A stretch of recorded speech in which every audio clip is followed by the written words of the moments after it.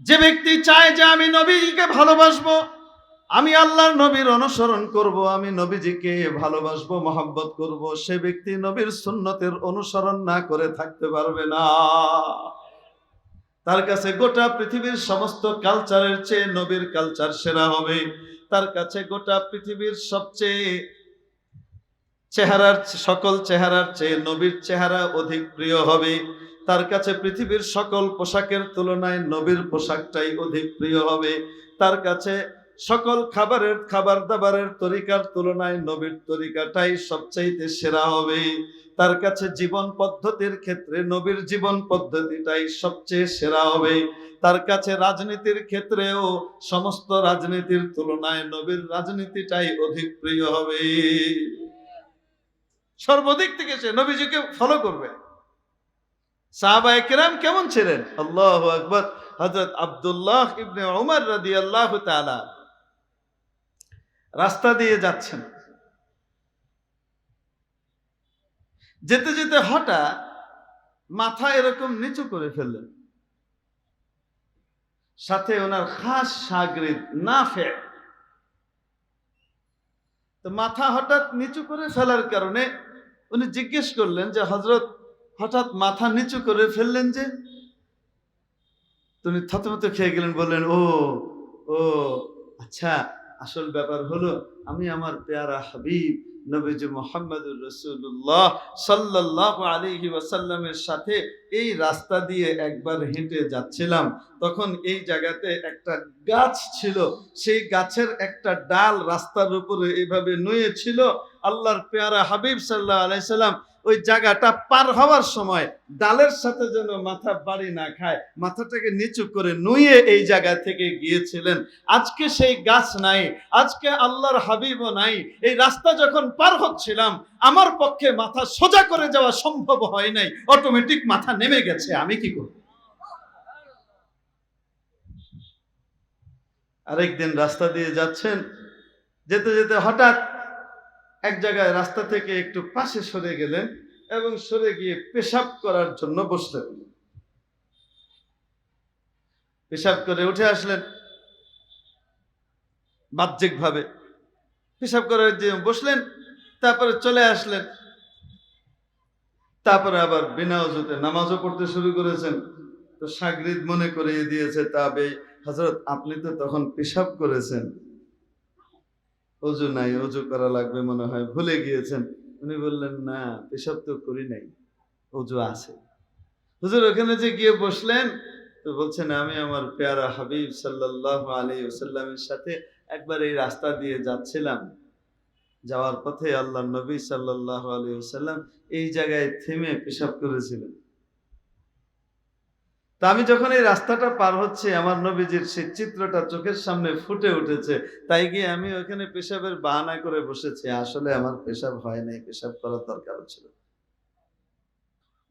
উলাইকা আবাই ফাজিনি বিমিসলিহিম, ইনারা ছিলেন আমাদের বাপ দাদা, ইনাদেরকে ফলো করবার জন্য নবীজি আমাদেরকে আদেশ করেছেন। ইনাদেরকে ফলো করবার জন্য আল্লাহ পাক কোরআনে কারীমে আমাদেরকে আদেশ করেছেন। ওয়াইদা কিলা লাহুম আমিনু কামা আমানান নাস, যখন বলা হয় তাদেরকে তোমরা ঈমান আনো যেমন এই লোকগুলো ঈমান এনেছে। এই লোকগুলো কারা? সমস্ত মুফাসসিরিনে কিরাম একমত, এই লোকগুলো হলো নবীর সাহাবীরা। ঈমান ইসলামের সবচেয়ে গুরুত্বপূর্ণ জিনিস হলো ঈমান। ঈমান যদি না থাকে হাজার নেক আমলের ভালো কাজের কোনো দাম নাই। ভালো কাজ তখনই কাউন্টেবল হয় যখন তার সাথে ঈমান থাকে। আলহামদুলিল্লাহ নাহমাদুহু ওয়া নাস্তাঈনুহু ওয়া নাস্তাগফিরুহ ওয়া নু'মিনু বিহি ওয়া নাতাওয়াক্কালু আলাইহি ওয়া নাউযু বিল্লাহি মিন শুরুরি আনফুসিনা ওয়া মিন সাইয়্যাতি আ'মালিনা। من يهده الله فلا مضل له ومن يضلل فلا هادي له ونشهد أن لا إله إلا الله وحده لا شريك له ونشهد أن سيدنا وسندنا ومولانا محمدا عبده ورسوله أما بعد فأعوذ بالله من الشيطان الرجيم بسم الله الرحمن الرحيم لقد كان لكم في رسول الله أسوة حسنة لمن كان يرجو الله واليوم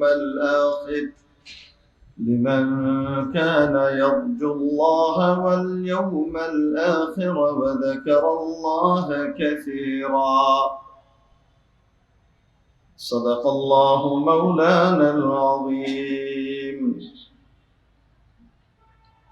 ঐতিহ্যবাহী সিলেট ওয়াইজিন পরিষদ এর উদ্যোগে আয়োজিত আজকের এই 3 দিন ব্যাপী আন্তর্জাতিক সিরাতুন নবী মহাসম্মেলনের সর্বজন শ্রদ্ধেয় মান্যবর সভাপতি মহোদয়, জাতির বিবেক, উম্মতের মাথার মুকুট, ওয়াজিবুল ইহতারাম হাদারাতে উলামায়ে কিরাম, ভবিষ্যৎ ওয়ারাসাতুল আম্বিয়া, আজিজ তালাবা, ধর্মপ্রাণ ধর্মভীরু সর্বস্তরের তাওহীদি জনতা, পর্দার আড়ালের পরম শ্রদ্ধেয়া মা ও বোনেরা, মুআজ্জাজ হাজিরিন, রাসূল পাক সাল্লাল্লাহু আলাইহি ওয়াসাল্লামকে আল্লাহ তাবারাকা ওয়া তাআলা পৃথিবীতে পাঠিয়েছেন অনুসরণীয় অনুকরণীয় ব্যক্তিত্ব রূপে। নবীর মহব্বত এবং ভালোবাসা ছাড়া পৃথিবীতে কেউ সুখ, শান্তি, সফলতার মুখ আর চেহারা দেখতে পাবে না। আর যে ব্যক্তি নবীকে ভালোবাসে সে নবীর অনুসরণ করা ছাড়া অন্য কোনো পথে যেতেও পারে না। কেউ নবীজির মহব্বতের দাবি করে আর নবীজিকে ফলো করে না, নবীজির সুন্নতকে পরিত্যাগ করে, ছেড়ে দেয়, তুচ্ছ তাচ্ছিল্য করে আর দাবি করে সে নবীজিকে ভালোবাসে আর নবীজির বিধান পৃথিবীতে বাস্তবায়ন করবে।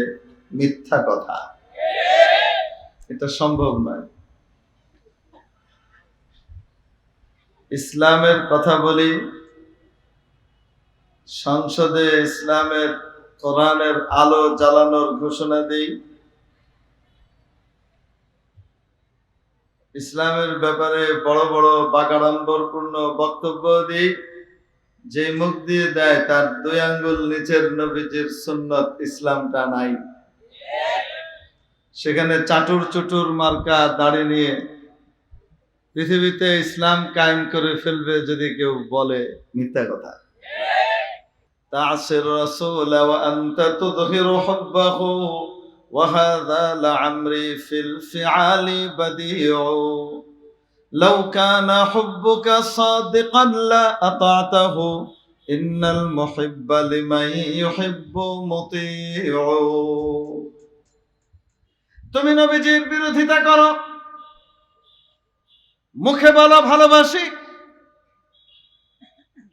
আর মহব্বতের প্রকাশও ঘটাও, কিন্তু নবীজির সুন্নাহকে ফলো করো না, নবীজির সুন্নতকে লঙ্ঘন করো। চেহারাটা নবীজির মতো বানাতে ভালো লাগে না, পোশাক আশাক নবীজির মতো বানাতে ভালো লাগে না, খাওয়া দাওয়া, চাল চলন, ওঠা বসা, রাজনীতি নবীজির মতো করতেও ভালো লাগে না। আর তুমি বলো আমি নবীজিকে ভালোবাসি, মিথ্যা কথা, মিথ্যা কথা। ওয়াহাদা লা'amri ফিল ফি'আলি বাদিউ লাউ কানা হুব্বুকা সাদিকান লা আতা'তাহু যদি তোমার ভালোবাসা সত্যিই হতো, আর সত্যি যদি তুমি নবীজিকে ভালোবাসতে, তাহলে অবশ্যই তার অনুকরণ করতে। কারণ হলো ইন্নাল মুহিব্বা লিমান ইউহিব্বু মুতিউ, যে যাকে ভালোবাসে সে তাকে ফলো করে, সে তাকে ফলো করা ছাড়া টিকতে পারে না, অটোমেটিক ফলো করে। সে চিন্তাও করতে পারে না যে আমি আসলে ফলো করছি, আমি ভালোবাসি তাই ফলো করছি, এরকম নয়। ভালোবাসা যখন, মহব্বত যখন দিলের ভিতরে কারো ঢুকে যায়, অটোমেটিক্যালি সে তার ফলো করতে থাকে, অবচেতন ভাবেই করতে থাকে।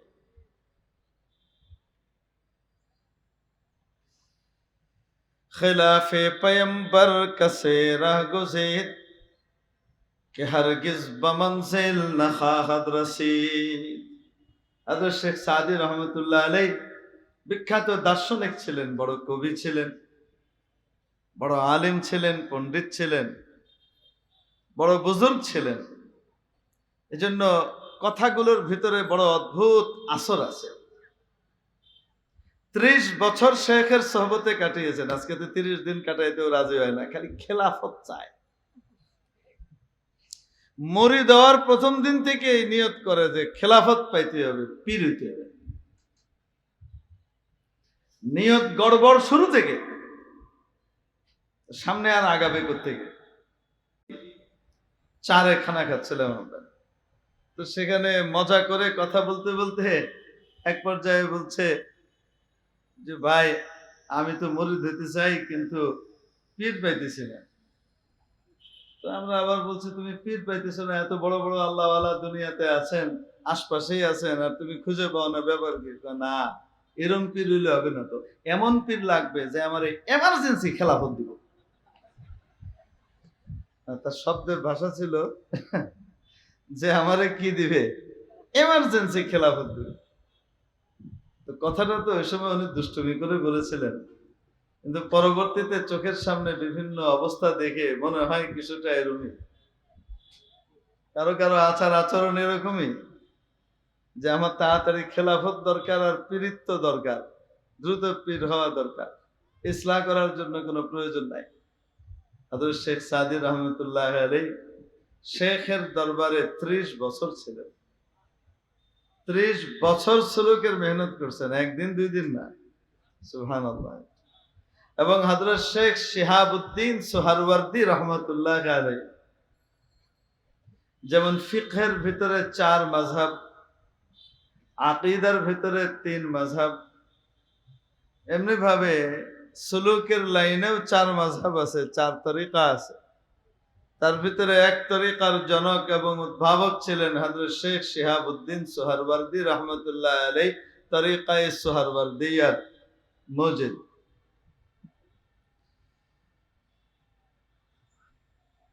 ওনার কাছ থেকে যেদিন খেলাফত পান, 30 বছর মেহনত করার পর যেদিন ইজাজত পান, উনি বলেন যে হযরত আমাকে খেলাফত দিয়েছিলেন নৌকার উপরে।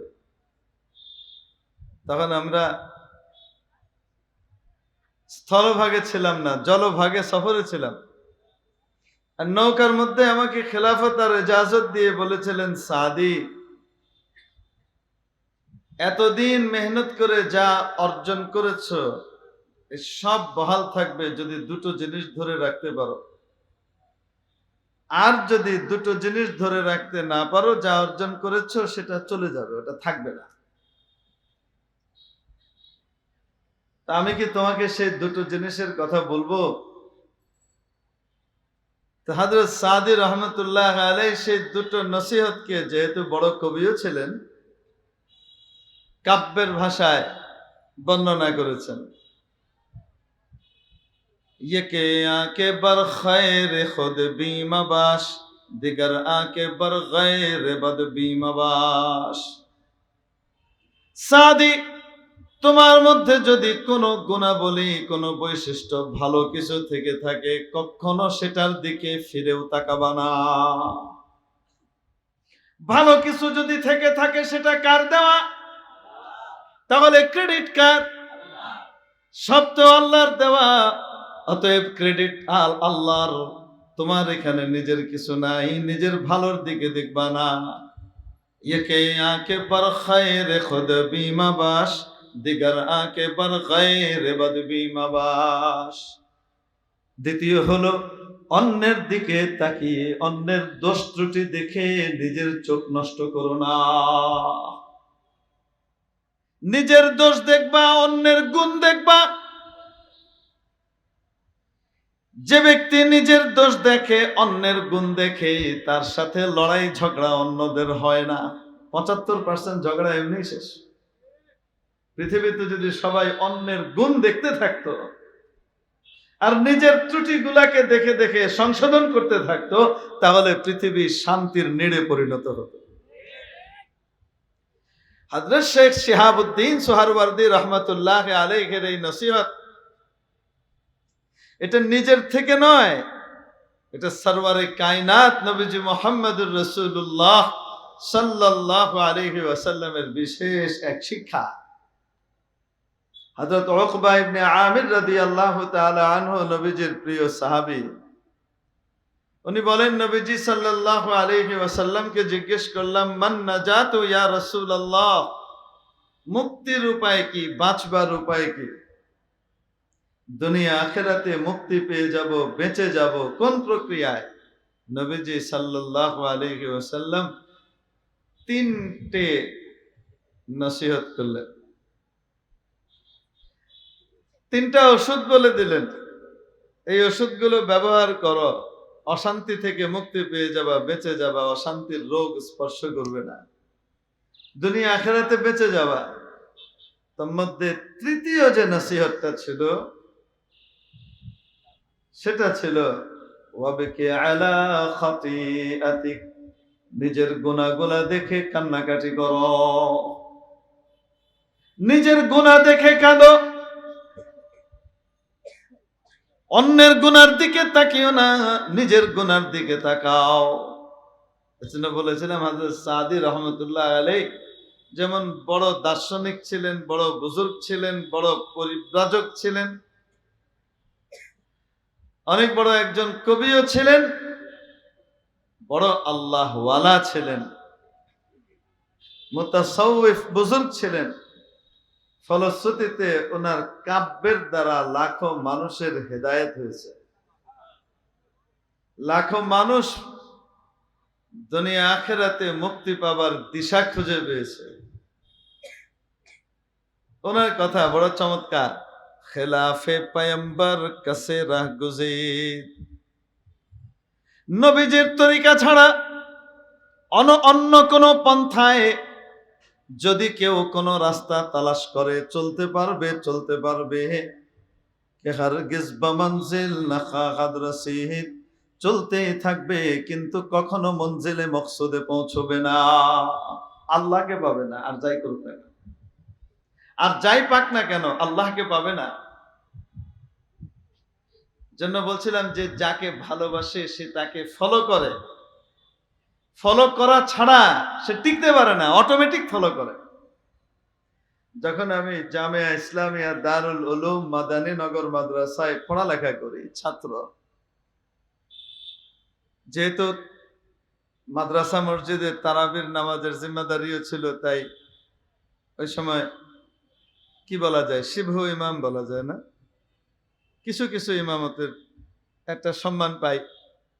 এলাকার যে সমস্ত মুরব্বিয়ানে কেরাম এবং সমবয়সী বা একটু বড় বা ছোট ছিল, তারা আলাদা সম্মান করত, তারা এই বড় পিছনে। একদিন আসরের নামাজের পরে বের হয়েছে, হাঁটতে বের হয়েছে আর কি, আমাদের ভাষায় বলা হয় তাফরিহ করতে বেরিয়েছে, আপনাদের ভাষায় মুড ফ্রেশ করতে বের হয়। সিলেটের মানুষ তো সেকেন্ড লন্ডন, তাই না? তারা ইংরেজি শব্দ বলেও বেশি, বোঝেও বেশি। আমি তো ইংরেজি পারিও না, বুঝিও টুঝিও না, বেকার টাইপের মানুষ, বাংলাও ঠিক মতো পারি না, আরবি তো পারিই না। তো মুড ফ্রেশ করতে বেরিয়েছে, একটু হাঁটতে বেরিয়েছি, মাগরিবের পরে যেহেতু আবার তাকরার শুরু হবে, তো হাঁটতে হাঁটতে সাথে এলাকার দুই একজন আছেন, আমাদের মাদ্রাসার তালিবে ইলম ভাইও আছেন দুই একজন। হঠাৎ দেখি কিছু ছেলে পেলে আসছে উঠতি বয়সের, এবং দেখে বোঝা যায় যে কলেজ পড়ুয়া বা মাত্র ইন্টারমিডিয়েট পার হচ্ছে, ফার্স্ট ইয়ার বা সেকেন্ড ইয়ারে আছে, এরকম বোঝা যায়। মাথা বেল, সবার মাথা কি টাক টাক বেল। তো বেল মাথা দেখে আমার কাছে খুব বিস্ময়কর ঠেকলো বিষয়টি। কারণ আমাদেরকে মাদ্রাসাতে আমাদের আসাতেজায়ে কেরাম কিছুদিন পর পর কুল্লু বেল এরকম একটা আদেশ জারি করতেন, সব বেল করতে হবে, মাথা চেঁচে ফেলতে হবে। চুল রাখার 3টা তরিকা ইসলামে অনুমোদিত। 1 নম্বর সুন্নত বাবড়ি, ঝাঁকড়া চুল, নিম্নে কানের লতি পর্যন্ত, সর্বোচ্চ কাঁধ পর্যন্ত ওয়াফরা। নবীজি সাল্লাল্লাহু আলাইহি সাল্লামের চুল এবং অধিকাংশ সাহাবায়ে কেরামের চুল এটাই ছিল, এখান থেকে নিয়ে এই পর্যন্ত ঝাঁকড়া চুল। তবে ফিতনার আন্দেশা যদি না থাকে দাড়ি ওঠার পরে কোন আমল কিভাবে করতে হবে সেটাও ফুকাহায়ে কেরামের কাছ থেকে শিখতে হবে, না শিখলে আবার ঝামেলা হবে। 2 নম্বর তরিকা হলো যেটা নবী করিম সাল্লাল্লাহু আলাইহি সাল্লাম কখনো কখনো করেছেন, যেমন হজের সময় করেছেন, উমরার সময় করেছেন, মাথা একেবারে চেঁচে ফেলেছেন। আবার কোন কোন সাহাবী প্রায়ই করতেন, যেমন হযরত আলী কাররামাল্লাহু ওয়াজহাহু করতেন এবং বলতেন যে ইন্নামা আদাইতু রাসি, কিন্তু বিশেষ প্রয়োজনে উনিও চুল চেঁচে রাখতেন, এটাকে হালাক বলে, এটাও একটা তরিকা। 1 নম্বর তরিকা বাবড়ি, 2 নম্বর তরিকা বলেন চুল চেঁচে রাখা। প্রথমটা 1 নম্বর সুন্নত, দ্বিতীয়টা 2 নম্বর সুন্নত। 3 নম্বর তরিকা যেটা জায়েজ এবং বৈধ, সেটা হলো গোটা মাথার চুল সমান করে ফেলা, কোথাও উঁচু কোথাও নিচু, ছোট আর বড় করে, ইহুদি নাসারার চুলের কাটিং এর সাথে সাদৃশ্য না রাখা, এটা হলো জায়েজ, বৈধ। কোন সাহাবী বা নবীজি করেছেন এরকম রিওয়ায়াত আমাদের কাছে নাই, কিন্তু জায়েজ, বৈধ, যতক্ষণ পর্যন্ত তাসাব্বু বিল গায়র না হয়। আমাদের মাদ্রাসাগুলোর ভিতরে সাধারণত চুলের ক্ষেত্রে যে নিয়মটা বাধ্যতামূলক হয় একটা পর্যায় পর্যন্ত, সেটা হলো দ্বিতীয় সুন্নতটা, অর্থাৎ বেল। আর এই বেল করতে আমাদের যে কষ্ট হতো রে ভাই, মনটা একদম ছিঁড়ে যেত। নফস খুশি অলরেডি ছোটবেলা থেকে শুরু হয়ে যায় কওমি মাদ্রাসাতে বেল করা। আর সবচেয়ে খারাপ লাগতো কি, বেলটা করার আদেশ আসতো যে সময় মাদ্রাসাটা ছুটি হবে না তার সপ্তাহখানিক আগে। এইটার কি হিকমত তখন বুঝে আসতো না। যদি মাসখানিক আগে বেল করাতো আর ছুটিটার সময় কিছুটা চুল বড় বড় হয়েছে, মাথায় একটু সুন্দর সুন্দর লাগছে, তো তাহলে অত কষ্ট হয়তো লাগতো না। ঠিক ছুটির সপ্তাহখানিক 1.5 সপ্তাহ আগে যখন বেল করানো হতো তখন করতে খুব কষ্ট লাগতো। কিন্তু কেন করাতেন এটা তখন তো বুঝতাম না, বড় হওয়ার পরে আল্লাহ পাক বুঝবার তৌফিক দান করেছে। কারণ এক একজন তালিবে ইলম, এক একজন ছাত্র পৃথিবীর অমূল্য রত্ন, পৃথিবীর অমূল্য সম্পদ। এই তালিবে ইলম যদি সামনে আগাতে পারে নবীর ওয়ারিস হবে। একজন নবীর ওয়ারিস মানে লাখো মানুষের হেদায়েতের প্রতীক। শয়তানের কোমর ভেঙে যাবে। তো যার কাছে সম্পদ বেশি থাকে তার উপরে ডাকাত আর চোরের দৃষ্টিও বেশি থাকে, চোরের হামলাও বেশি হয়। আরে ফকির ফকিরনির বাড়িতে চোর ঢুকে দরজা খুলে থুয়ে দিছে, সালার চট ঝুলতেছে, দরজা হাট করে খুলে রাখলেও চোর এনে ঢুকে না। কেন? নাই কিছু। যেই বাড়িতে কিছু আছে সেই বাড়ির প্রতি চোরেরও অনেক নজর থাকে, অনেক ফিকির থাকে, প্ল্যান থাকে। আমার আপনার ঈমান আমলের চোরের নাম হলো শয়তান। এই তালিবে ইলম বাচ্চা ভবিষ্যতে আলেম হলে কত বড় অ্যাসেট হবে পৃথিবীর। কারণ এক একজন আলিম এক একজন ওয়ারিসে নবী, এবং হবু ওয়ারিসে নবী তালিবে ইলম আসমান থেকে জমিনবাসীর জন্য রিজিকের ফয়সালা করায়, আসমান থেকে রিজিক নামায়। চারটিখানি কথা না। সুবহানাল্লাহ। হেদায়েতের দরজা উন্মুক্ত করে। এই সম্পদের উপরে শয়তানের দৃষ্টিও বেশি থাকে। অতএব এ যেন ভবিষ্যতে কামিয়াব হতে না পারে, তার উপরে হামলার যত প্রকার আছে সবগুলাই শয়তান অ্যাপ্লাই করে। তার মধ্যে জঘন্য রকমের যে হামলা, সেটা হলো নারী জাতীয় ফিতনা। এখন একটা বাচ্চা যখন উঠতি বয়সী বাচ্চা বাড়িতে যাবে, আর চুল টুল ঠিকঠাক মতো আছে, তার উপরে তালতো বোন, খালতো বোন, চাচাতো বোন, ফুফাতো বোন, cousin, first cousin, second cousin, আশপাশের অনেককেই শয়তান লেলায় দেয়। তাদের দিলের ভিতরে শয়তান অগাধ ভালোবাসা তৈরি করে। সেই প্রেম আর ভালোবাসার বহিঃপ্রকাশ এই ছেলের সামনে যখন ঘটতে থাকে, তখন একটা বাচ্চার পক্ষে নিজেকে নিয়ন্ত্রণ করা খুব সহজ না, অনেক কঠিন। স্পেশালি বাইরের পরিবেশে। তো আমাদের আসাতেজা একরাম বড় রহম করে, দয়া করে আমাদেরকে এই হামলা থেকে বাঁচাই দিতেন বেল করবার মাধ্যমে।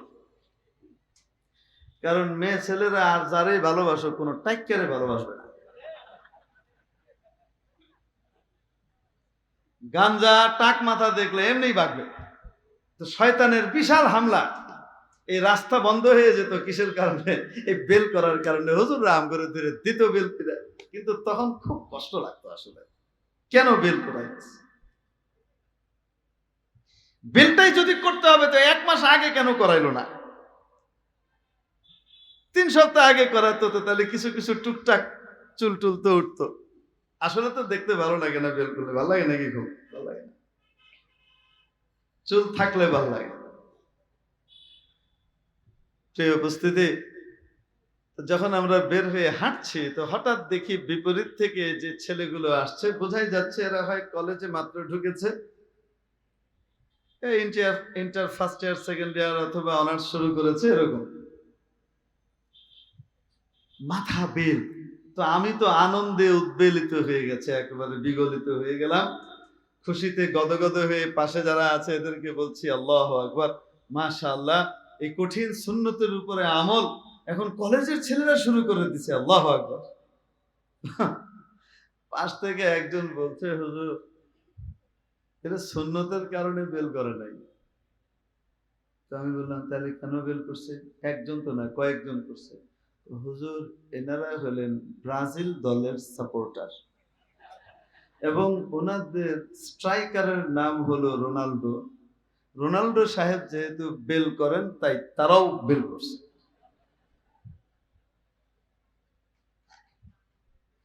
এই যে ছেলেগুলো বেল করেছে, আমার বলার যে উদ্দেশ্য সেটা হলো, এই কটু আর কঠিন জিনিসটা, এই অদ্ভুত কিম্ভূতকার এই চেহারাটা বানাতেও তাদের আপত্তি হয় নাই। কেন? দিলের ভিতরে মহব্বত লেগে গেছে। যার মহব্বত হয়েছে, তার অনুসরণ অনুকরণ অটোমেটিক্যালি তার ভিতরে চলে এসছে। সে চিন্তা করে নাই যে আমি তাকে ভালোবাসি তাই করছি, এত যুক্তি তর্কের ভিতর দিয়ে যায় নাই। অবচেতন ভাবেই তার মনের ভিতরে তাগাদা জেগেছে, আমাকে ওর মতো বেল করতে হবে, বেল করে ফেলছে। কে কি বললো দেখার বিষয় না। অবাস্তব না বাস্তব? অতএব যে ব্যক্তি দাবি করে, যে ব্যক্তি চায় যে আমি নবীকে ভালোবাসবো, আমি আল্লাহর নবীর অনুসরণ করব, আমি নবীজিকে ভালোবাসবো, মহব্বত করব, সে ব্যক্তি নবীর সুন্নতের অনুসরণ না করে থাকতে পারবে না। তার কাছে গোটা পৃথিবীর সমস্ত কালচারের চেয়ে নবীর কালচার সেরা হবে। তার কাছে গোটা পৃথিবীর সবচেয়ে সকল চেহারার চেয়ে নবীর চেহারা অধিক প্রিয় হবে। তার কাছে পৃথিবীর সকল পোশাকের তুলনায় নবীর পোশাকটাই অধিক প্রিয় হবে। তার কাছে সকল খাবার দাবারের তরিকার তুলনায় নবীর তরিকাটাই সবচাইতে সেরা হবে।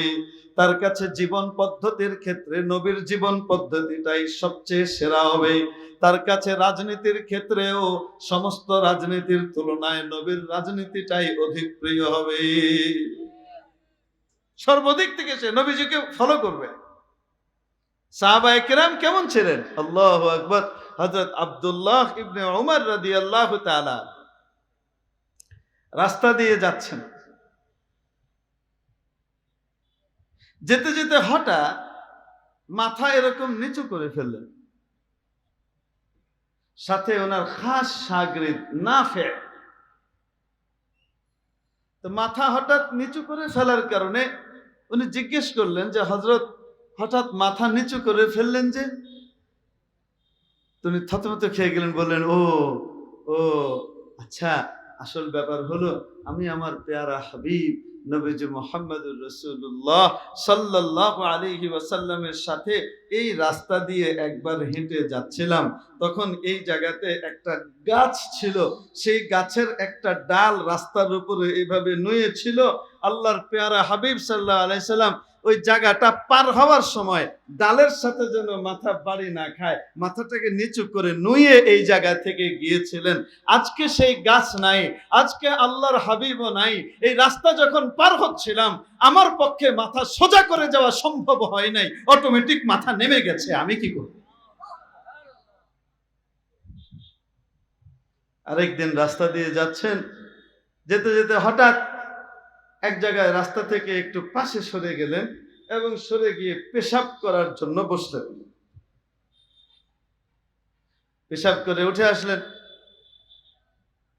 বাহ্যিকভাবে পেশাব করার জন্য বসলেন, তারপরে চলে আসলেন, তারপরে আবার বিনা ওযুতে নামাজও পড়তে শুরু করেছেন। তো শাগরিদ মনে করিয়ে দিয়েছে, তাবে হযরত আপনি তো তখন পেশাব করেছেন, ওযু নাই, ওযু করা লাগবে মনে হয়, ভুলে গিয়েছেন। উনি বললেন না, পেশাব তো করি নাই, ওযু আছে। হুজুর ওখানে যে গিয়ে বসলেন, তো বলছেন আমি আমার পেয়ারা হাবিব সাল্লাল্লাহু আলাইহি ওয়াসাল্লামের সাথে একবার এই রাস্তা দিয়ে যাচ্ছিলাম, যাওয়ার পথে আল্লাহর নবী সাল্লাল্লাহু আলাইহি ওয়াসাল্লাম এই জায়গায় থেমে পেশাব করেছিলেন। তা আমি যখন এই রাস্তাটা পার হচ্ছে আমার নবীজির সেই চিত্রটা চোখের সামনে ফুটে উঠেছে, তাই গিয়ে আমি ওখানে পেশাবের বাহানা করে বসেছি, আসলে আমার পেশাব হয় নাই, পেশাব করার দরকার ছিল। উলাইকা আবাই ফাজিনি বিমিসলিহিম, ইনারা ছিলেন আমাদের বাপ দাদা, ইনাদেরকে ফলো করবার জন্য নবীজি আমাদেরকে আদেশ করেছেন। ইনাদেরকে ফলো করবার জন্য আল্লাহ পাক কোরআনে কারীমে আমাদেরকে আদেশ করেছেন। ওয়াইযা কিলা লাহুম আমিনু কামা আমানান নাস, যখন বলা হয় তাদেরকে তোমরা ঈমান আনো যেমন এই লোকগুলো ঈমান এনেছে। এই লোকগুলো কারা? সমস্ত মুফাসসিরিনে কিরাম একমত, এই লোকগুলো হলো নবীর সাহাবীরা। ঈমান ইসলামের সবচেয়ে গুরুত্বপূর্ণ জিনিস হলো ঈমান। ঈমান যদি না থাকে হাজার নেক আমলের ভালো কাজের কোনো দাম নাই। ভালো কাজ তখনই কাউন্টেবল হয় যখন তার সাথে ঈমান থাকে। ঈমান ছাড়া নেক আমল গ্রহণযোগ্য নয়। ঈমানের উদাহরণ সংখ্যার মতো, আমলের উদাহরণ শূন্যের মতো। লক্ষ লক্ষ শূন্য, বাদিকে কোনো সংখ্যা নাই, দাম আছে তো? কি বলেন, দাম আছে না? আবর্জনা, আবর্জনা, ভ্যালুলেস, কোনো দাম নাই। অথচ একটা সংখ্যা বসানোর পর তারপরে যদি শূন্য লাগতে থাকে, এক এক শূন্যতে 10 গুণ করে মান বাড়ে, ঠিক কিনা? এক পাশে একটা শূন্য বসাইলে সাথে সাথে কত? 10। আরেকটা শূন্য বসালে 10 10 এ 100। আরেকটা শূন্য বসালেন, কত হবে? 1000। আরেকটা শূন্য বসালেন, কত হবে? 10,000। মান বাড়তেই থাকবে। শূন্যের মান তখন হবে যখন আগে একটা সংখ্যা থাকবে। সংখ্যা ছাড়া যেমন শূন্যের দাম নাই, ঈমান ছাড়া তেমন আমলের দাম নাই। ঈমান হলো ইসলামের সবচেয়ে গুরুত্বপূর্ণ ভিত। তাঁবুর মধ্যবর্তী খুঁটি, ওটা যদি না থাকে তাঁবুই হবে না।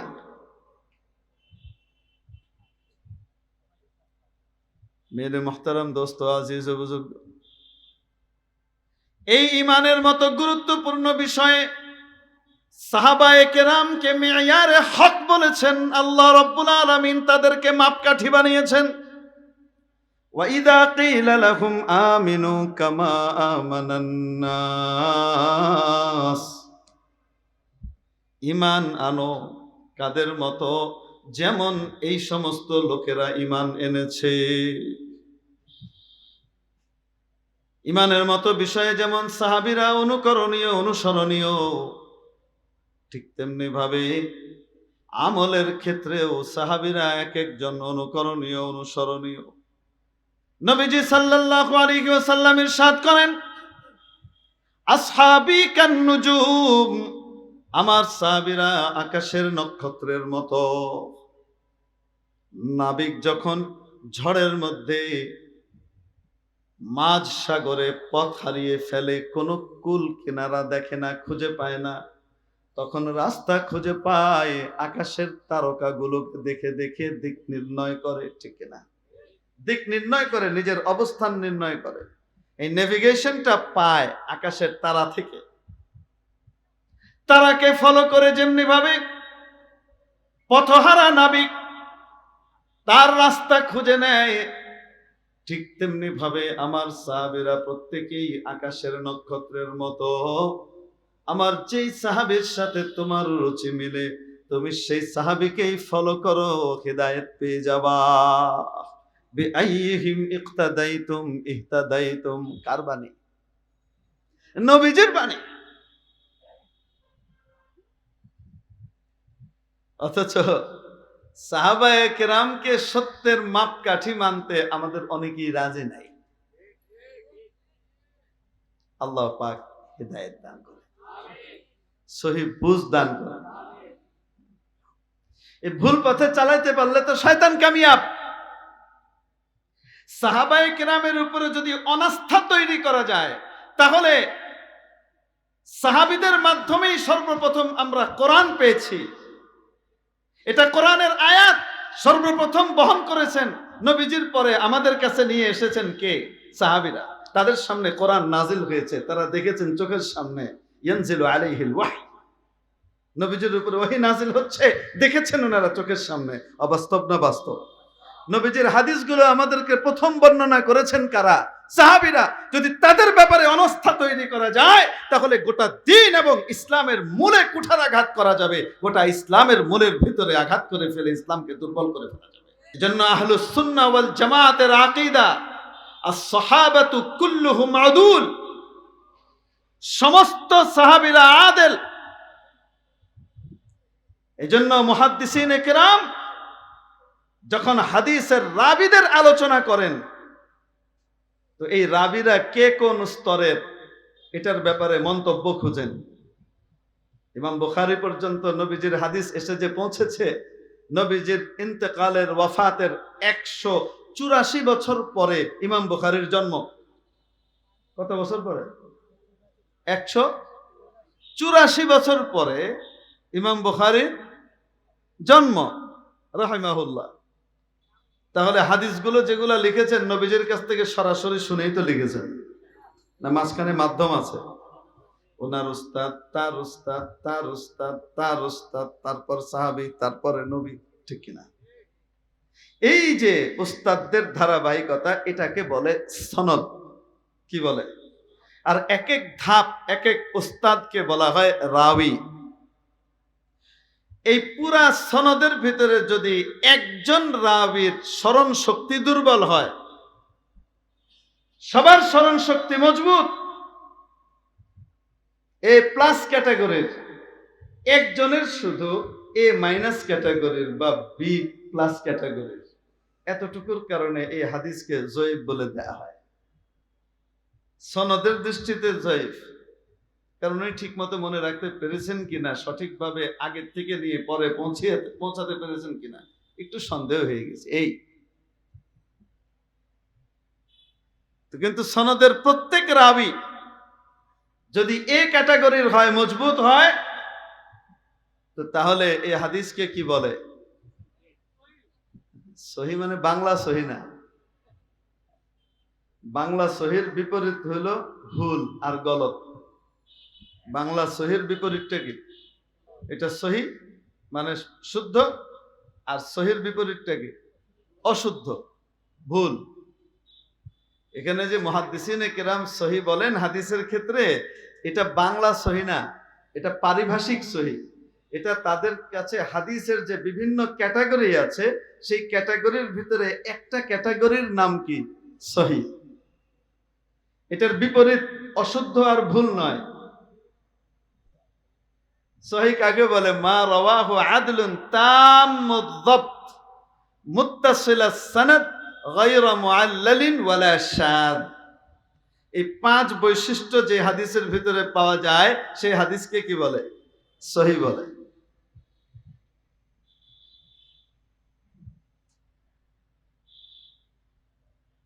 এজন্য বললাম যে এটা বাংলা সহি না, কারণ সহি হাদিসের চেয়েও উঁচু মানের হাদিস আছে। সহি হাদিস কিন্তু খবরে ওয়াহিদ, সমস্ত রাবী সিকা, কিন্তু খবরে ওয়াহিদ।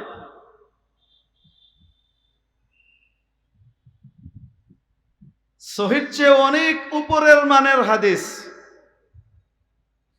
হাদিসে মাশহুর, তার চেয়েও উপরের মানের হাদিস, হাদিসে মুতাওয়াতির। মুতাওয়াতির হাদিস দিয়ে কোরআনের আয়াতের বিপরীতও যদি হয়, বিধানের ভিতরে কি কয়? ফয়সালা করা যায়। তো তাহলে মুতাওয়াতির হাদিসের নাম তো আর সহি না, তো তার মানে কি ওটা অশুদ্ধ না? তার চেয়েও বহু উঁচু মানের হাদিস এটা। আমাদেরকে যখন কেউ এসে বলে যে সহি হাদিস, সহি হাদিস, সহি হাদিসে আছে নাকি, তখন মানুষ কিন্তু বাংলা সহি মনে করে। এই জন্য যত্রতত্র হাদিসের ব্যাপারে সহি সহি শব্দ ব্যবহার না করে, কারণ এটা আমাদের ভিতরে বিভ্রান্তি তৈরি করে। বাংলাদেশের জনসাধারণের জন্য হাদিসের জন্য যে শব্দটা ব্যবহার করা উচিত, এটি নির্ভরযোগ্য। নির্ভরযোগ্য হাদিস হাসান নামেরও হতে পারে, নির্ভরযোগ্য হাদিস সহি নামেও হতে পারে, নির্ভরযোগ্য হাদিস মশহুর নামেও হতে পারে, নির্ভরযোগ্য হাদিস মুতাওয়াতির নামেও হতে পারে। আবার নির্ভরযোগ্য হাদিস, বড় মজার ব্যাপার, জয়ীফ নামেও হতে পারে। কি নামে বলবো নাকি আপনাদের কাছে ঘটনা? হ্যাঁ, ওই যে বুখারি বুখারি করে না, কিন্তু বুখারি ঠিক মতো পড়েই না, খবরই নাই তার। সে মনে করতেছে আমি বুখারির কি হয়ে গেছি, ফলোয়ার হয়ে গেছে। কিন্তু বুখারি বোঝার জন্য প্রায় 14-15 বছর দাঁত উঠায় ওলামায়ে কেরাম, দাঁত উঠিয়ে তারপরে বুখারি হাতে দেন। তাও পণ্ডিতের শরণাপন্ন হয়ে, যিনি হাদিস বিশারদ, দক্ষ হাদিস বিশারদ, উনি কি করেন? পড়ান, তারপরে পড়ে পড়ে পড়ে পড়ে বুখারি বুঝে। আর এক নজরে বুখারি, এরকম এক নজরের ফিতনা চলতেছে দুনিয়া ভর। সবাই এখন এক নজরে সবকিছু চায়। আরে বাবারে, এক নজরেই যদি সবকিছু পাওয়া যাইতো, তো তাহলে সাহাবায়ে কেরামের এত কষ্ট করা লাগতো না। সাহাবায়ে কেরামরে এক নজরেই সবকিছু হাসিল করে ফেলত। এক নজরে মেডিকেল পাওয়া যায়, আরে কয় না কেন? চিকিৎসা বিদ্যা, এক নজরে চিকিৎসা বিদ্যা, বই পাওয়া যায় কিন্তু মেটেরিয়া মেডিকা টাইপের নাম টাম দিয়ে। এক নজরে আপনার চিকিৎসা, আপনি এক নজরে আপনার চিকিৎসা বই দিয়ে যদি ট্রিটমেন্ট করতে থাকেন, আর কিছু হোক আর না হোক, কবরস্থান ঠেলে বলবে, ঠিক কিনা? তো সেখানে ডাক্তারের কাছে যাওয়া লাগে কি লাগে না? ডাক্তার এক নজরে দেহেই পেড়ে ফেলে শ্রীপুরের বড়ির মতো। শ্রীপুরের বড়ি চেনেন? আমাদের ঢাকা শহরে ওই ময়মনসিংহ লাইনে ট্রেনের ভিতরে এই বড়ি বিক্রি করে। তো বড়ি বিক্রেতা যখন বিক্রি করে, জবরদস্ত তরিকায় বিক্রি করে, সে ডাক্তারদের ডিগ্রিগুলার নাম, এতগুলা ডিগ্রির নাম এক টানা মুখস্থ ফটাফট ফটাফট বলে ফেলে। একজন বড় ডাক্তারকেও বলতে বললে চিন্তা ভাবনা করা ছাড়া সে বলতে পারবে না। তারপরে রাস্তাঘাটে দেখবেন আপনি বিশেষ বিশেষ সময়ে কিছু ছোট ছোট ডিব্বা নিয়ে, শত শত ডিব্বা দিয়ে সাজিয়ে ডাক্তার সাহেব বসছেন, মাঝখানে একটা হ্যাজাক লাইট। দেখেন নাই মনে এরকম? দেখেন এইখানে এই যে এই চারিদিকে সাজানো আছে এই যে হালুয়া, এই হালুয়া সর্বরোগের মহৌষধ। মানুষের 3 বয়সে 3 রকমের রোগ সাধারণত দেখা যায়। রোগ না থাকলেও মনে করে রোগ আছে। ওয়াসওয়াসার একটা রোগ থাকে, জোয়ান বয়সে পেশাব টেশাব জাতীয় রোগ। তারপর মাঝ বয়সে গিয়ে গ্যাস্ট্রিক আলসার, ফুটফাট ফাটফুট পেটের ভিতরে এগুলির রোগ। আর বৃদ্ধ বয়সে গিয়ে বাতের ব্যথা, হাঁটুর ব্যথা, এই সমস্ত রোগ। বুঝলেন না? মনে হয় 3 বয়সের মোটামুটি 3 ক্যাটাগরির রোগ। এই সর্ববয়সের সকল রোগের ওষুধ তার এই হালুয়ার ডিব্বায় আছে। এই ডিব্বার হালুয়া যেটা আছে এটার ভিতরে আছে। এবার সে যখন বয়ান শুরু করে, লেকচার দেয়, ওরে সাড়ে সুবহানাল্লাহ। তার বয়ান শোনার পরে এই আশপাশে যারা দাঁড়িয়ে দাঁড়িয়ে মজা করে শুনতেছিল এতক্ষণ, তারা জানে যে এখানে কিছু নাই, ফালতু। তারপরেও একটাও ডিব্বা নাই, সব ডিব্বা শেষ হয়ে গেছে, পকেট কিন্তু ঠিকই খালি হয়ে গেছে। হয় কি হয় না? শ্রীপুরের বড়িওয়ালা বেচার সময় যে লেকচার দেয় বা এই টাইপের বড়ি, এমবিবিএস, এফআরসিএস, এমডি, এমআরসিপি, অত বড় বড় ডাক্তার হতে পারে, আসেন 30 বছরের অভিজ্ঞতা দিয়ে আমাদের এই শ্রীপুরের বড়ি বিক্রি করছি, চ্যালেঞ্জ করতেছি, এরপরে আর কেউ করতে পারবে না। আপনার যদি ভালো না হয় আমার এই ওষুধ ফেরত দিবেন, এইখানে বিক্রি করা বন্ধ করে দেব। দাম হলো 30 টাকা, 30 টাকা, 30 টাকা, কিন্তু কোম্পানির প্রচারের জন্য আপনাদের সুবিধার্থে দাম রাখা হলো 20 টাকা, 20 টাকা, 20 টাকা। এই বয়ান শুনছেন আপনারা না শোনেন নাই? না, আমি কিন্তু খুব ভালো একজন শ্রোতা, এবং কোনো জায়গাতে বসলে যে যেটা বলে এটা একদম হুবহু আমি আত্মস্থ করতে পারি আল্লাহর রহমতে। আল্লাহ শুকর, এটা আল্লাহর রহমত। বহুদিন আগের শোনা, কিন্তু মানে ডাক্তারদের, আমি শুধু হতভম্ব হয়ে শুনছিলাম, ডাক্তারদের ডিগ্রিগুলার নাম যে ধাই ধাই ধাই ধাই করে সে বলতেছে, সব ডাক্তার ফেল, এক নজরে সমস্ত ডাক্তারই চলে আসছে শ্রীপুরের বড়ির ভিতরে।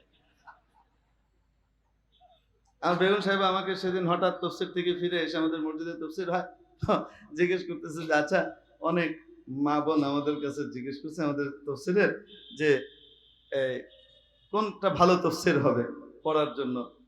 তো আমি তো আপনার কথা শুনে বলে আসছি তফসিরে মারিফুল কোরআন, মুফতি মোহাম্মদ শফি রহমতুল্লাহ আলাইহির এই তফসিরটা সাধারণ মানুষের জন্য মাসালা মাসাইলগত দিক থেকেও অনেক উপকারী একটা অথেন্টিক কিতাব। আমি তো সেটা বললাম। আবার অনেকে অনেকে কি কি এক নজর টেক নজর বলতেছিল, তো আপনি কি বলেন এটা নিয়ে? আমি বললাম খুবই চমৎকার, তো এক নজরের চিকিৎসা সেবার মতো আর কি, অসুবিধা নেই, এটা চমৎকার। এটা এরকম মারিফুল কোরআনের তুলনায় যদি আসেন তাহলে সেটা হলো এরকম। বোঝাতে পারছি? আমরা তো হলাম দৌড়ের ভক্ত। হ্যাঁ, আমরা যা শুনি, যা অ্যাডভার্টাইজ দেখি, দৌড়াইতে থাকি। কিন্তু ওলামায়ে কেরাম জানেন যে কোনটা আসলে উম্মতের জন্য বেশি উপকারী। যেন ওলামায়ে কেরামের কাছ থেকে জিজ্ঞেস করে তারপরে নিন। আমার কথাকে আপনারা আবার এদিক ওদিক ঘুরাই নেন না। দিন শিখার বিষয় তো খুব স্পর্শকাতর বিষয়, খুব বুঝে শুনে শিখতে হয়। তো যাই হোক, এই যে প্রত্যেকজন রাবির কথা আসছিলাম না আমরা, যে এক একজন রাবির ব্যাপারে চুলচেরা বিশ্লেষণ করা হয়। এই রাবি কোন স্তরের ছিলেন, কোন ধরনের ছিলেন, সামান্য একটু খুঁত ওই রাবি থেকে মুহাদ্দিসরা হাদিস নেন নাই। একজন ব্যক্তি একজন নামজাদা মুহাদ্দিসের কাছে পড়বার জন্য, হাদিস নেবার জন্য শত শত মাইল সফর করে গিয়েছেন। বর্তমান যুগের গাড়ি আছে, ট্রেন আছে, প্লেন আছে, ওই সময় এগুলা ছিল না। ঘোড়ায় টোড়ায় করে কাফেলা টাফেলা খুঁজে মুরব্বিয়াবানের মাঝখান দিয়ে যাওয়া লাগতো। অনেক দূর সফর করে গিয়ে মুহাদ্দিসের কাছে গিয়েছেন, হাদিস নেবেন, হাদিস শিখবেন ওনার কাছে। যে দেখেন মুহাদ্দিস সাহেব ওনার গাধাকে কাছে টানার জন্য, গাধা আছে না, গাধাকে কাছে টানার জন্য মাঝে মাঝে হাতে খাবার নাই, কিন্তু এরকম করে খাবার দিয়ে আহ আহ আহ এরকম করে না, উনি এরকম হাতের ভিতরে এরকম মুখ বন্ধ করে আহ আহ আহ করে কি ডাকতেছে, গাধা ডাকতেছে। গাধা আসছে, হাতে কি নাই, খাবার ছিল না, দেয়া হয় নাই। এই মুহাদ্দিস সাহেব এই ওস্তাদের কাছ থেকে হাদিস না নিয়ে ওখান থেকে ফিরে আসছেন। যেই লোক একটা গাধাকে ধোঁকা দিতে পারে সেই লোকের কাছে হাদিস নেওয়া নিরাপদ নয়। এত চুলচেরা বিশ্লেষণ করে এক একজনের কাছ থেকে হাদিস নিয়েছে, প্রত্যেক রাবীর ব্যাপারে চুলচেরা বিশ্লেষণ হাদিসের কিতাবে মওজুদ, এক্সেপ্ট সাহাবী। কোন সাহাবীর ব্যাপারে মন্তব্য সমস্ত মুহাদ্দিসিনে কেরাম কি করেছেন, ফুলানুন সাহাবিয়ুন লাহু সুহবাতুন, উনি সাহাবী, উনি আল্লাহর নবীর সোহবত পেয়েছেন, ব্যাস এতটুকু যথেষ্ট, আর কোন শব্দ অতিরিক্ত নাই। সমস্ত উম্মতের ইত্তেফাক, as-সাহাবাতু কুল্লুহুম আদুল, সমস্ত সাহাবী নির্ভরযোগ্য। এই উম্মতের পুরা ইজমার বিপরীতে কোন ইসলামী পণ্ডিত যদি নাকি আঙুল তুলে আর সাহাবায়ে কেরামকে সমালোচনার নিশানা বানায়, আর যাই হোক না কেন, তাকে ইসলামী ক্ষেত্রে অনুসরণ করার কোনো সুযোগ নেই। মেরে মুহতারাম দোস্ত, এই সাহাবায়ে কেরামের উপরে অনাস্থার কারণে কত মানুষ গোমরাহ হয়েছে, সুন্নতকে বেদাত হিসেবে স্বীকৃতি দিয়েছে। যেখানে রাসূল পাক সাল্লাল্লাহু আলাইহি ওয়াসাল্লাম হাদিস শরীফের ভিতরে বলছেন, হযরত ইরবাদ ইবনে সারিয়া রাদিয়াল্লাহু তাআলা আনহু বলেন, ওয়া'আযানা রাসূলুল্লাহ সাল্লাল্লাহু আলাইহি ওয়াসাল্লাম মাউইযাতান ওয়াজিলাত মিনহাল কুলুব ওয়া দারাফাত মিনহাল উয়ুন। মুসনাদে আহমদে আছে, তিরমিজি শরীফের ভিতরে আছে, আবু দাউদ শরীফের ভিতরে আছে এই হাদিস, এবং ইমাম আবু নুআইম আসফাহানী রাহমাতুল্লাহ আলাইহি হাদিসকে মুতালাক্কা বিল কবুল হাদিস বলেছেন। অর্থাৎ নবী যুগ থেকে শুরু করে পরবর্তী সমস্ত যুগের ভিতরে সকল আলেমরা এই হাদিসকে নির্ভরযোগ্য বলে স্বীকৃতি দিয়েছে। এই হাদিসের ভিতরে হযরত ইরবাদ ইবনে সারিয়া রাদিয়াল্লাহু তাআলা আনহু বলেন যে নবীজি একদিন আমাদেরকে বয়ান করলেন। বয়ান করতে করতে এমন বয়ান করলেন, হৃদয়গ্রাহী ভাষায় আমাদের চোখ দিয়ে অঝোর ধারায় পানি ঝরতে লাগলো, আমাদের হৃদয় কম্পিত হয়ে গেল। আমরা মনে করলাম যে রাসূল সাল্লাল্লাহু আলাইহি সাল্লাম মনে হয় বিদায়ী নসিহত করছেন। আমরা বললাম, ইয়া রাসূলুল্লাহ আওসিনা, আমাদেরকে আরো কিছু ওসিয়ত করেন, নসিহত করেন। নবীজি তখন আমাদেরকে চূড়ান্ত নসিহতটা করলেন, ইন্নাহু মান ইয়াইশ মিনকুম বা'দি ফাসায়ারা ইখতিলাফান কাসীরা, তোমাদের মধ্যে আমার পরে যারা জীবন পাবে, এটি দুটো অর্থ। এক হলো যারা তখন ছিলেন, নবীজির পরেও তারা বেঁচে থাকবেন, অথবা নবীজির পরে দুনিয়াতে আসবেন, যে কেউ হতে পারে। সে ব্যক্তি দ্বীনের নামে বহু রকমের মত ভিন্নতা দেখবে, কিন্তু সেখান থেকে সঠিক পন্থার পথটি তোমাকে বের করে নিতে হবে। ফাসায়ারা ইখতিলাফান কাসীরা, ওই সময় হকপন্থী যদি হতে হয়, ফাআলাইকুম বিসুন্নতি, তোমাদের জন্য জরুরি হলো আমার সুন্নাহকে আঁকড়ে ধরা, ওয়া সুন্নাতিল খুলাফাইর রাশিদিনাল মাহদিয়িন মিন বাদি, এবং আমার পরবর্তী খোলাফায়ে রাশিদিন যারা থাকবেন, যাদের বৈশিষ্ট্যই হলো যে তারা হেদায়েতের উপরে প্রতিষ্ঠিত, তাদের সুন্নাহগুলোকে আঁকড়িয়ে ধরা তোমাদের কর্তব্য। তামাসসাকু বিহা, আমি এবং আমার পরবর্তী খোলাফায়ে রাশিদিনের সুন্নাহকে মজবুত ভাবে ধরবে। ওয়া উদ্দু আলাইহা বিন্নাওয়াজিদ, মারির দাঁত দিয়ে সেই সুন্নতগুলোকে কামড়িয়ে ধরবে। কি অর্থ? মানুষ যখন শত্রু দ্বারা আক্রান্ত হয় আর কোনো জিনিস রক্ষা করতে চায়, সে হাত দিয়ে এটাকে রক্ষা করে। হাত যদি কেটে ফেলে তো আরেক হাত দিয়ে বাঁচায়, ওই হাতও যদি কেটে ফেলে, এটাকে রক্ষার আর কোনো কিছু না থাকে, সেই মাড়ির দাঁত দিয়ে ওটাকে কামড়ে ধরে যেন তার কাছ থেকে নিতে না পারে। নিতে হলে কল্লা উড়িয়ে প্রাণ নিয়ে তারপর নিতে হয়। এজন্য এটা একটা আরবি বাগধারা, আদ্দু আহাদিন আলা শাইইন বিন নওয়াজিদ, অর্থাৎ হলো প্রাণ থাকতে কোনো জিনিসকে ছেড়ে না দেওয়া। অর্থাৎ রাসূল পাক সাল্লাল্লাহু আলাইহি ওয়াসাল্লাম আমাদেরকে জানালেন, দেখো আমার সুন্নাহ আর আমার পরবর্তী খোলাফায়ে রাশিদিন যদি কোনো সুন্নাত চালু করেন, কোন তরিকা চালু করেন, সেই সুন্নাহ যেন তোমাদের কাছ থেকে কেউ কেড়ে নিতে না পারে, জীবন যেতে পারে, খোলাফায়ে রাশিদিনের সুন্নাহ যেন না নিতে পারে। সেখানে হাদিসের দাবিদার, হাদিস ফলো করি এই কথা বলে যারা বড় বড় দাবি আর বুলি নিয়ে ব্যানার নিয়ে ঘুরে, এরকম একজন মুরব্বীর বয়ান শুনছি পরিষ্কার ভাবে, কাটছাট না কাটপিস না আগাগোড়া শুনছি।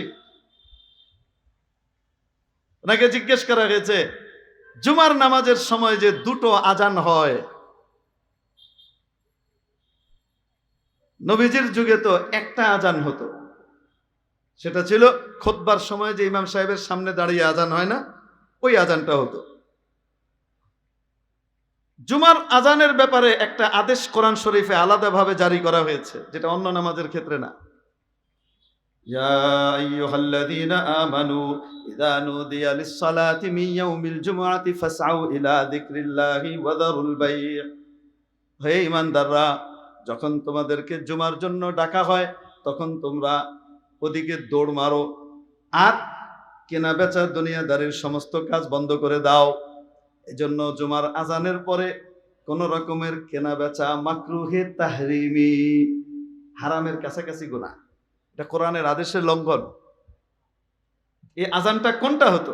যেহেতু জুমার দিন সাহাবীরা সব আগেই মসজিদে চলে আসতেন, ওয়াক্ত হয়ে যেত, ইদা খারাজাল ইমাম ফালা সালাতা ওয়ালা কালাম।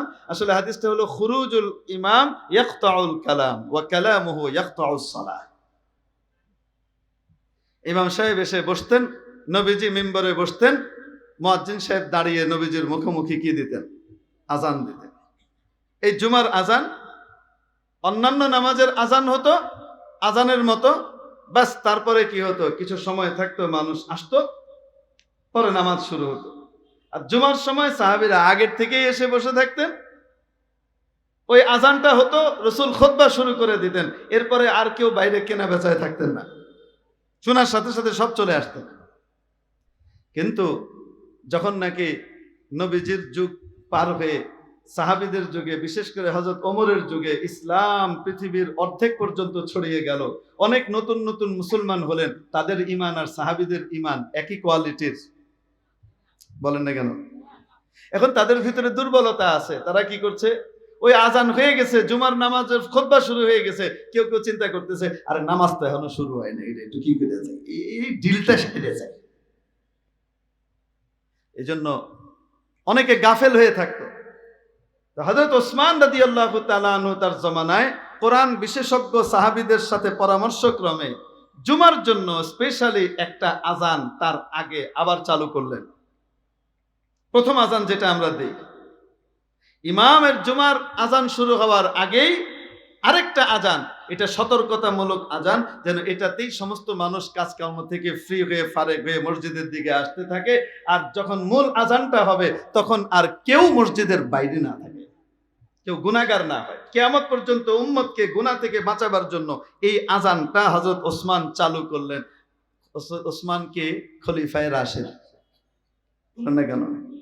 তারপরে যখন হযরত আলী আসলেন খলিফা হিসেবে, উনি ওই আজানটা বন্ধ করে দিয়েছেন না বহাল রেখেছেন? আসতে বলেন। নবীজি বলেন আনা মাদিনাতুল ইলমি ওয়া আলিয়্যুম বাবুহা, আমি যদি ইলমের নগরী হই তাহলে এই নগরীর প্রবেশদ্বারের নাম হলো আলী। এত বড় আলেম হযরত আলী বাদ দিয়েছেন না বহাল রেখেছেন? তাহলে এটা খোলাফায়ে রাশিদিনের সুন্নাত, ঠিক কিনা? আর হাদিসের অনুসরণকারী দাবিদার উনি পরিষ্কার ভাষায় বলছেন এটা বেদাত, ওটা ওসমান রাদিয়াল্লাহু আনহু করুক আর যেই করুক না কেন, নবীজি করেননি তাই এটা বেদাত, আমি করব না। বলেন তো দেখি, হেদায়েতের উপরে আছে না গুমরাহির দিকে গেছে? এজন্য সাহাবায়ে কেরাম এনারা হলেন উম্মতের মাপকাঠি, কে হেদায়েতের উপরে আছে আর কে নাই। যদি দেখেন কোন দল, কোন পার্টি বা কোন স্কলার সাহাবীদের উপরে আঙ্গুল তুলছে, সাহাবীদের পোস্টমর্টেম করে আর কাটাছাড়া করছে, সাথে সাথে তার কাছ থেকে কোটি কোটি মাইল দূরত্ব অবলম্বন করবেন, কারণ এ আপনাকে জাহান্নামের খাদের ভিতরে নিয়ে ফেলবে। সে যত সুসংগঠিত হোক, সে যত সুসংগঠিত হোক, সব জায়গায় তার কমিটি আছে, মজবুত পাওয়ার আছে, এমন দল হোক না কেন, যদি সাহাবায়ে কেরামকে মেয়ারে হক না মানে, বাতিল এবং গোমরাহ, তার পেছনে চলা যাবে না। তার দিয়ে আর যাই হোক না কেন, ইসলাম কায়েম হবে না। লাহোরের ইসলাম কায়েম হতে পারে, মদিনার ইসলাম কায়েম হবে না।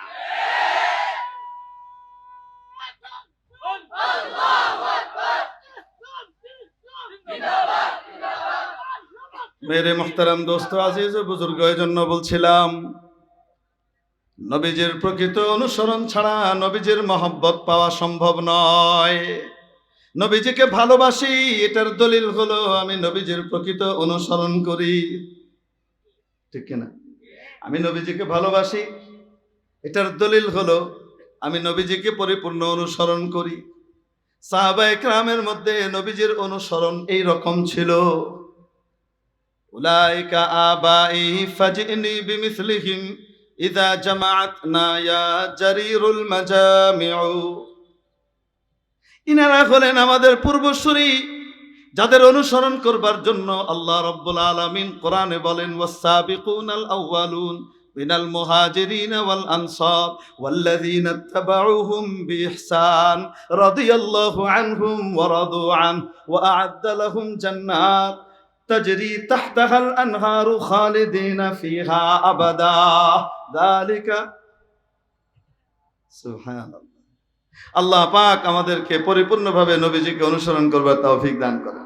যে আয়াতখানা পড়েছি সেখানে আল্লাহ তাআলা বলেছেন, নিশ্চয়ই আল্লাহর এই রাসূলের মধ্যে তোমাদের জন্য রয়েছে সর্বোত্তম নমুনা আর আদর্শ। আল্লাহ পাক এই সর্বোত্তম আদর্শওয়ালার আদর্শকে অনুসরণ করবার, ফলো করবার তৌফিক আমাদেরকে নসিব করেন। ওয়া আখিরু দাওয়ানা আলহামদুলিল্লাহি রাব্বিল আলামিন।